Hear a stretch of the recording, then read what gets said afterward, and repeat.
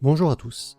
Depuis le début de ma chaîne YouTube, et même un peu avant, soit environ 1 an, je me suis mis à méditer quotidiennement. Parfois 2 minutes, parfois 5 minutes, parfois 10.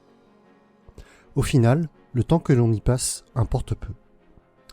Le fait de ne pas méditer n'est pas grave, mais ce que je dis autour de moi est que cela m'apporte tellement pour quelque chose de tellement simple à mettre en place que ça serait dommage de s'en priver. Le problème, lorsque j'en parle autour de moi, c'est que les gens me disent qu'ils n'ont pas le temps de méditer et qu'ils n'en voient pas l'intérêt. Ça leur paraît compliqué. Ils pensent que méditer, c'est se vider la tête, se vider l'esprit de toute idée. Et comme ils n'en voient pas l'intérêt, ils finissent par ne même pas essayer du tout. Avec ma petite expérience, le but de cette vidéo va être de vous présenter les principes de base et vous donner les clés, astuces pour bien démarrer simplement, et 2. Vous expliquer les bienfaits que la méditation peut vous apporter. Ça ne sera pas une liste exhaustive, mais principalement des choses que j'ai moi-même ressenties en tant que pratiquant débutant. C'est une vidéo sans prétention. Si le sujet m'intéresse, c'est que je suis persuadé que la méditation est un élément essentiel pour prendre sa vie en main. Quel que soit le chemin qui se dessine devant vous, quelle que soit votre religion, quel que soit votre métier ou votre classe sociale, peu importe, la méditation n'apporte que des bienfaits. Vous savez, le monde extérieur peut être hostile. Il est en perpétuel changement.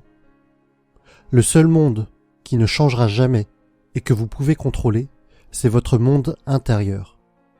Il faut que vous en preniez soin, mais encore faut-il que vous en ayez conscience et que vous appreniez à l'écouter. C'est en ça que la méditation est surtout intéressante. Dans le livre « L'art de la méditation » de Mathieu Ricard, il dit que la raison ultime de la méditation, c'est de se transformer soi-même pour mieux se mettre au service des autres. La méditation nous aide donc à devenir un meilleur être humain et ainsi d'aider les autres d'une façon plus réfléchie et plus efficace. Partie 1. Les principes de base. La base de la méditation est de faire une pause dans nos vies, qui sont de plus en plus stressantes et au rythme de plus en plus effréné. Cette pause aura pour but de développer son attention et sa concentration. Le développement de ces deux seules facultés peut avoir des répercussions extraordinaires sur toutes les dimensions de notre vie. Vous savez, il y a énormément de techniques de méditation différentes, mais je pense qu'il n'y a pas trop besoin de se poser de questions. Laissez-vous juste guider par les quelques instructions que je vais vous donner ici. Le plus simple, selon moi, est de se focaliser sur sa propre respiration. Au niveau du positionnement, installez-vous confortablement, soit sur une chaise, soit sur un coussin un peu rigide, assis en tailleur ou en lotus, si vous êtes assez souple pour le faire. Faites en sorte d'avoir un dos droit. La posture est très importante, car elle affecte votre état mental. Si vous êtes trop relâché ou allongé, votre méditation risquerait de trop se rapprocher de la somnolence. Cela va refléter un manque d'énergie, de la passivité et peu de clarté. Si vous êtes trop tendu, votre esprit risque d'être très agité. Vous allez trop vous forcer et cela n'aura pas les bienfaits escomptés. L'auteur Jon Kabat-Zinn du livre « Où tu vas, tu es » indique que la position idéale doit être digne. Imaginez-vous comme si vous étiez une marionnette et que vous aviez un fil qui vous tirait le dessus de la tête. Les mains, ensuite, peuvent se positionner indifféremment sur les genoux, les paumes vers le haut ou non, ou croisées au niveau du bas-ventre, ou l'une sur l'autre, peu importe. Ne vous embêtez pas avec cela. Les yeux peuvent être clos ou mi-clos. Le plus important pour débuter est de vous concentrer sur votre respiration, j'insiste. Ça veut dire prendre conscience de l'air qui rentre en vous par votre nez ou vos narines, observer cet air qui va gonfler vos poumons ou votre ventre et qui va ensuite vider votre corps à l'expiration. Observez la température de cet air qui est plus chaud à l'expiration qu'à l'inspiration. Essayez de faire cette observation pendant plusieurs respirations.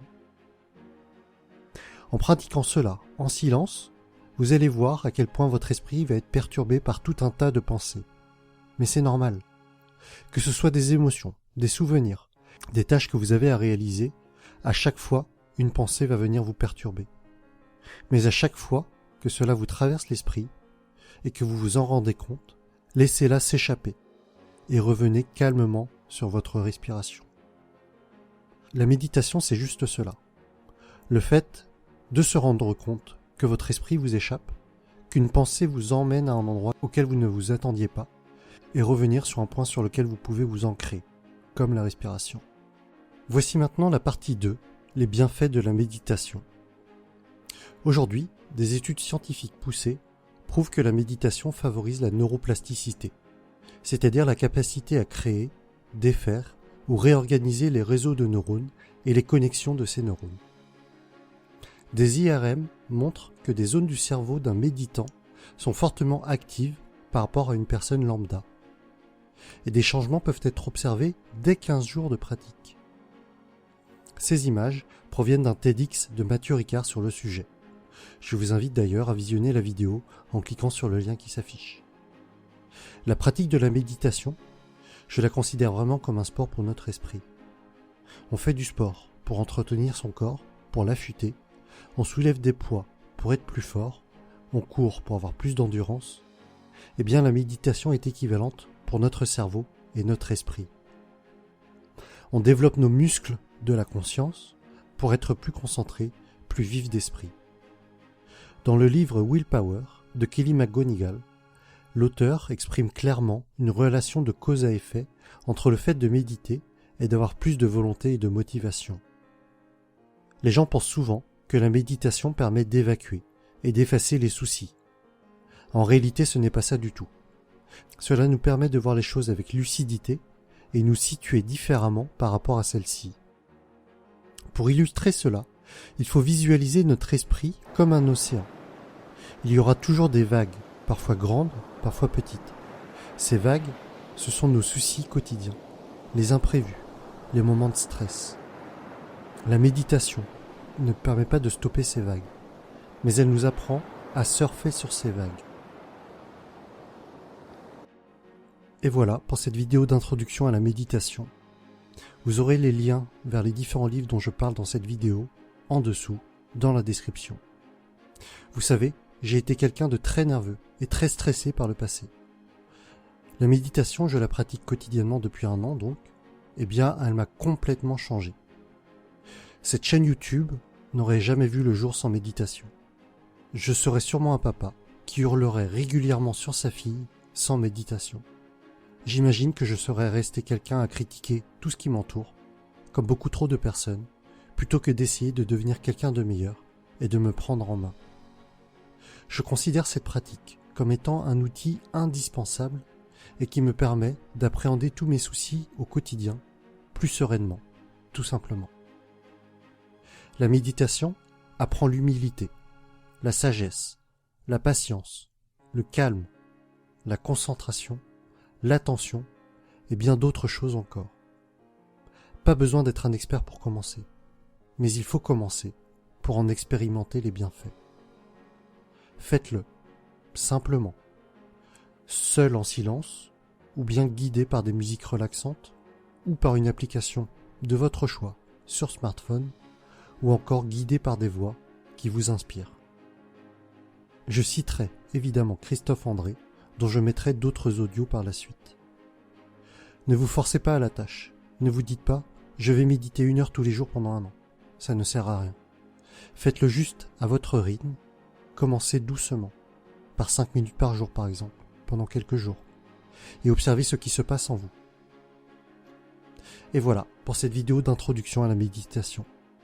J'espère qu'elle vous aura plu. Si c'est le cas, mettez-moi un pouce j'aime, partagez à votre entourage et abonnez-vous pour être averti de mes prochaines vidéos. À bientôt!